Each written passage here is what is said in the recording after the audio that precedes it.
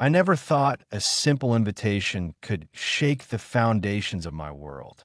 My name is Ethan Cole, and I had always trusted Marcus Reed like a brother. He was the kind of friend everyone envied, confident, charming, and effortlessly magnetic. Meanwhile, Lena Hart, my girlfriend, had a quiet strength that balanced my cautious nature. She was kind, intelligent, and every day with her reminded me of what I wanted my life to be: stable, warm, predictable in the best way possible. Life felt secure. Life felt real. Marcus and I had been friends since college. Two very different personalities bound by a shared sense of humor and a mutual understanding that never needed words. Lena had met him only a few times, but she liked him immediately. He had that effortless charisma that drew people in. I'd always been protective, but I never felt threatened. After all, Marcus knew boundaries. Or so I thought. Our lives had settled into a comfortable rhythm. Weekends were for lazy mornings and late brunches, evenings spent walking through the city streets or curled up on the couch watching old movies. Lena had this habit of leaving tiny notes for me in unexpected places: my jacket pocket, my laptop, even inside a book I was reading. I would find them weeks later, each one carrying the warmth of her presence. I treasured these small gestures because they reminded me that love was not just in grand declarations, but in quiet constancy. Marcus, by contrast, thrived on energy and unpredictability. He had this way of seeing opportunities where most of us saw ordinary days. Sometimes I envied that about him. Sometimes I resented it. He would show up with last minute plans or spontaneous ideas, and somehow I would always find myself swept along, even if reluctantly. Lena often laughed at our contrasting personalities, my careful planning versus his impulsive daring. But I trusted him. I had it at IT was during one of those ordinary evenings, a Thursday after work, that Marcus called me. "Ethan," he said, his voice unusually smooth, "I've got something to show you. You should come with me. It'll be worth it." There was no elaboration, no hint of what he meant. Normally, I would have questioned him endlessly, but something in his tone made me hesitate. Not with suspicion, just a flicker of unease I chose to ignore. "I don't know, Marcus," I said, already regretting how cautious I sounded. "I was just about to call Lena. Maybe another time." "Trust me," he replied, and that was all it took. Somehow, his confidence overrode my doubt. I had always admired that about him, the way he could make even the most mundane moment feel urgent, important, even thrilling. The next evening, I found myself standing outside the hotel Marcus had mentioned, a modern building with sleek lines and softly glowing lights. The lobby was calm, almost eerily so, considering the rush of the city streets just outside. I told myself it was nothing to worry about. Marcus had always had a knack for surprises.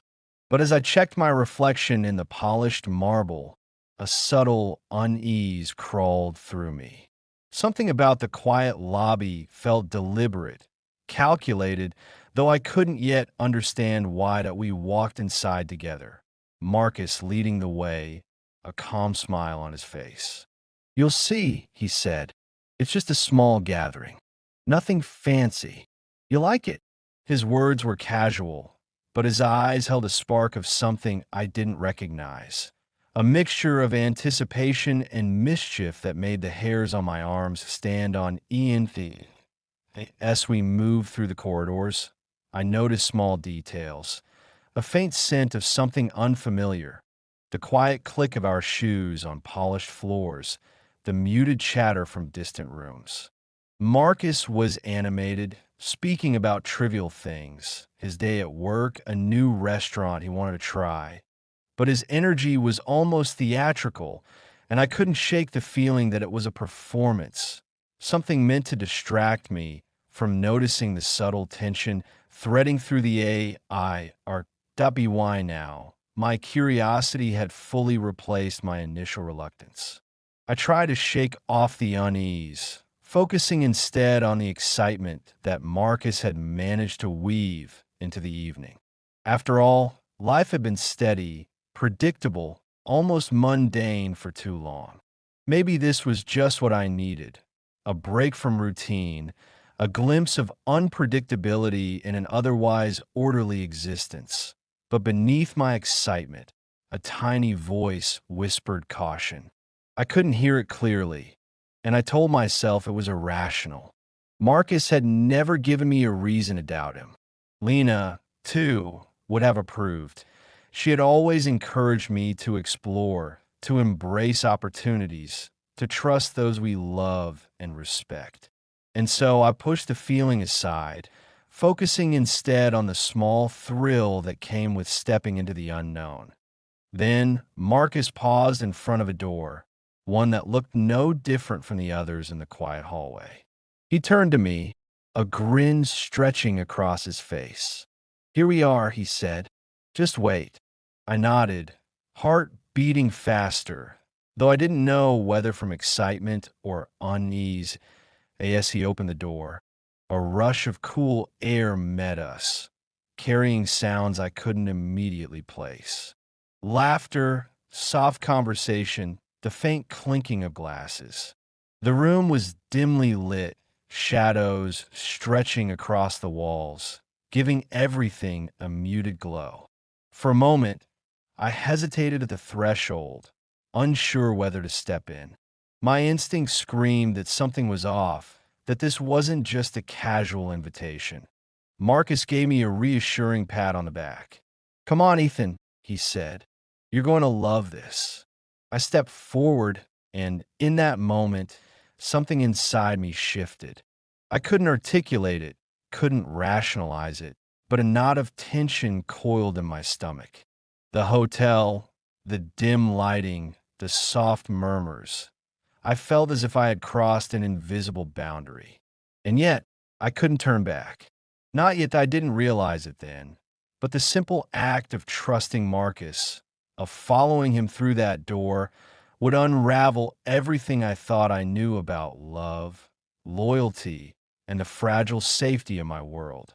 By the time I fully understood the consequences, it would already be too late.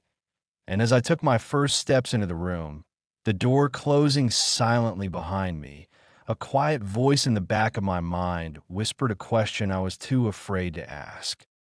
What I just walked into. The room was quiet, but not in the way I expected. It carried a strange energy, like the calm before a storm, the kind of silence that makes every sound sharper, every movement heavier. I froze for a moment, letting my eyes adjust to the dim light. And that's when I noticed her. Lena, that I didn't understand at first.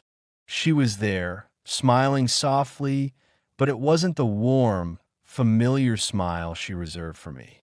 It was hesitant, almost apologetic, and yet there was something unspoken in the way her eyes darted briefly toward Marcus before meeting mine. My chest tightened, a cold wave washing over me, but I forced myself to stay calm. My mind raced, trying to piece together what this could mean, refusing to leap to conclusions. "Ethan," Lena whispered, stepping closer, but I could feel the tension in the space between us. It wasn't a greeting, it was a warning, though I didn't understand why. Marcus stood slightly behind her, leaning casually against the wall, his grin less confident now, his eyes flicking between us in a way I had never seen before. Something was wrong, and my instinct screamed it, though I still didn't know how to process it. What's going on?" I asked, my voice steadier than I felt. I wanted to believe there was a reasonable explanation, that this was some elaborate misunderstanding. But even as the words left my mouth, I felt a shiver of doubt settle deep in my chest. Marcus shrugged, his easy charm now a little strained. "Relax, Ethan. It's nothing bad. Just complicated. Complicated." That word felt like a knife twisting. I looked at Lena again, searching her face for some hint, some clue that this was just a joke or a test of my trust. But all I found was hesitation, the kind that precedes confession, the kind that breaks worlds apart. Ethan, Lena said softly, I didn't mean for you to find out like this. Her voice trembled slightly, and my heart sank further. Every instinct I had told me she had been hiding something. Something she thought she could manage, but it had spun out of control that I swallowed hard, trying to process the storm of emotions that crashed over me. Confusion, disbelief, betrayal, and an aching sadness that made my chest feel impossibly heavy. I had always believed in love built on trust, on shared moments, on the quiet constancy of everyday life. And yet here I was, standing in the middle of a dimly lit hotel room, realizing that the world I thought I knew was crumbling. Marcus stepped forward, his voice softer now, lacking the usual confident lilt. Ethan, I never wanted to hurt you. I just had happened. I didn't plan for it, I swear. But now that you're here, it's out in the open, and we need to talk. I shook my head slowly, disbelief sharpening every thought. Talk?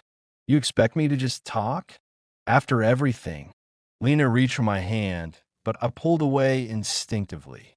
I needed space, clarity, and yet part of me ached for the touch I had trusted so implicitly.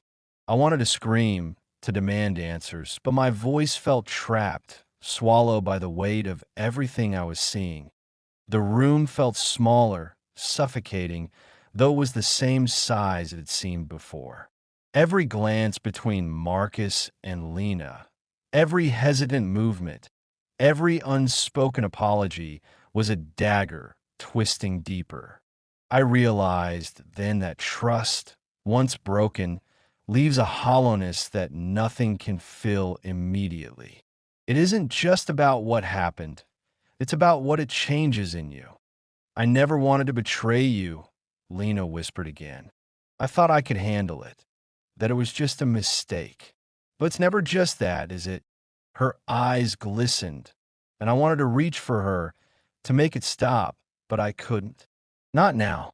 Not when the ground beneath me had shifted so completely that I stepped back, my mind racing.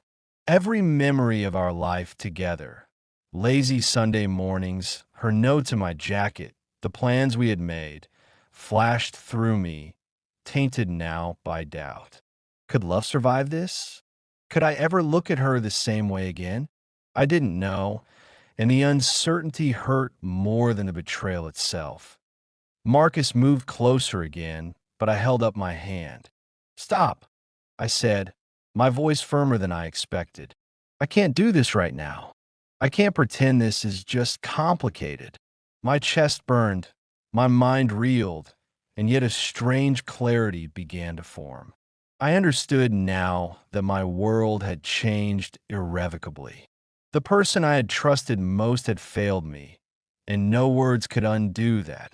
Lena looked at me with tears in her eyes, silently begging for understanding, for forgiveness. But I couldn't give her that. Not yet.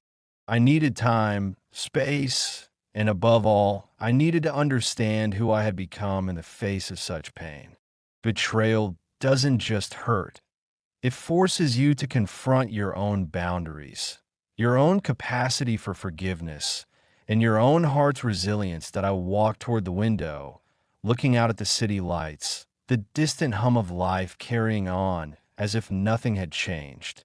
And in that moment, I realized that the world outside didn't pause for heartbreak. Life moved forward, indifferent, relentless, and all I could do was decide how I would move with it. Lena stepped closer, but I turned away. Marcus stayed silent, no longer the confident friend I had followed into this room.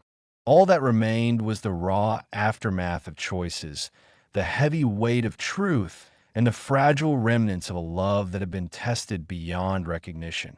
I don't know if we can fix this, I said finally, my voice low but steady. Maybe someday, but not now. Not like this. Her lips trembled, words unsaid lingering in the air between us. Marcus's shoulders slumped slightly, and I realized that none of us had planned for the consequences of desire, of trust misplaced, of hearts entwined in ways they shouldn't have been, that I didn't stay long after that. I left the hotel quietly, the door clicking behind me like a punctuation mark at the end of a chapter one wasn't ready to read. The city streets were empty, or at least they felt that way, and I walked without direction, letting the cold night air wash over me. I needed clarity. I needed to breathe. I needed to reclaim a piece of myself that had been lost. By the time I returned home, I understood one undeniable truth. Love is fragile, trust is precious, and betrayal, once it enters your life, leaves a mark you cannot erase. I didn't know what the future held for Lena, for Marcus, or for me, but I knew this. Nothing would ever feel the same again. And as I sat alone, staring into the quiet darkness, I realized that some moments define you, not because they are beautiful, but because they force you to confront the parts of yourself you never knew existed. I had loved, I had trusted, and I had lost my certainty. The question now wasn't whether I could forgive, it was whether I could survive the aftermath.